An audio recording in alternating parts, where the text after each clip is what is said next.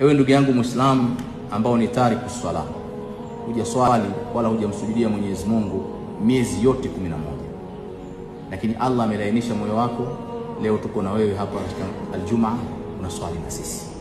Alhamdulillah, hiyo ni neema kubwa sana. Uelewe Mwenyezi Mungu anakupenda, amekuita katika msikiti, amekuita uswali kwa lengo la kulainisha moyo wako na kubadilika. Sasa chukua maamuzi ya kubadilika.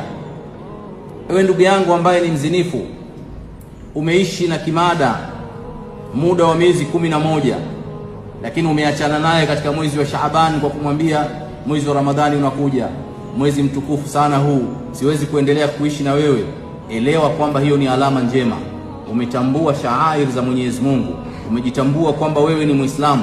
Bado fursa unayo ya kubadilika ndani ya mwezi huu mtukufu wa Ramadhani na ukaachana kabisa na kimada huyo, au ukaamua kufunga naye ndoa. Ewe ndugu yangu mlevi, umeacha ulevi wako ndani ya mwezi wa Ramadhani, hiyo ni dalili nzuri. Allah anakupenda, amekuita ili uwe karibu yake, mtengeneze mahusiano, mfanye sulhu, ubadilike, ili mwezi ukimalizika uwe ni mtu mwingine, umezaliwa upya kabisa na zile tabia zote umeziacha. Huu ni mwezi kwa ajili ya wale wenye kufanya maasi, kuunganisha mahusiano yao na Allah subhanahu wa ta'ala.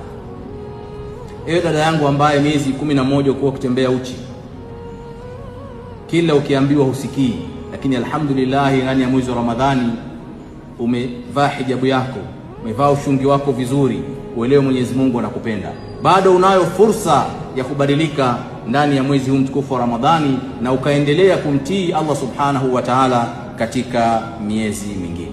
Huu ni mwezi wa fursa kwa wale waliomuasi Mwenyezi Mungu subhanahu wa ta'ala na kupituka mipaka. Na Mwenyezi Mungu anatuita sote ambao tumemuasi kwa lugha ya kubembeleza, wala sio kwa lugha kali, kwa lugha ya kubembeleza. Allah subhanahu wa ta'ala anasema, qul ya ibadiya alladhina asrafu ala anfusihim, sema ewe Muhammad kuambie, enyi waja wangu ambao mmepituka mipaka katika nafsi zenu, katika kufanya maasi, mmefanya maasi makubwa, mmepituka mipaka, israf katika maasi, la taqnatu min rahmatillah, msikate tamaa na rehema ya Allah subhanahu wa ta'ala. Usikate tamaa na rehema ya Mwenyezi Mungu. Inna Allaha yaghfiru dhunuba jami'an, kwa sababu Mwenyezi Mungu anasamehe madhambi yote. Innahu huwal ghafurur rahim, kwani Mwenyezi Mungu ni mwingi wa maghfira, mwingi wa rehema.